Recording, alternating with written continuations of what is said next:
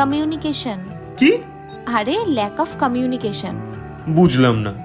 আসলে কি বলতো, মানুষ এখনকার দিনে এতটা সেলফ সেন্টার্ড হয়ে গেছে যে অপর মানুষটার ফিলিংস বোঝার বা কথা শোনার ইচ্ছেটুকু রাখে না। সবসময় কোনো একটা ঝামেলায় মানুষ নিজেকেই ঠিক ভাবে। কিন্তু সামনের মানুষটাও তো ঠিক হতে পারে। সেটার জন্য কমিউনিকেট করতে হবে, কথা বলতে হবে। নাকের ডগায় ঝাল নিয়ে বসে থাকলে তো আর হবে না।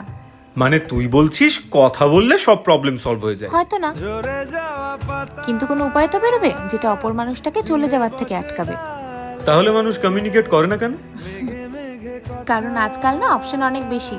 মানুষ অলরেডি জানে যে তার জন্য কেউ না কেউ আছে, তাই জন্য ছোটখাটো চলে যাওয়া তার জন্য ম্যাটার করে। কি যে বলিস না, মানে তুই বলছিস মানুষের কাছে আগে কোনো অপশনই ছিল না? ছিল, কিন্তু মানুষ তখন বিলাসিতার থেকে প্রয়োজনকে বেশি প্রাধান্য দিত। এই চাটা এখন বিলাসিতা নাকি প্রয়োজন?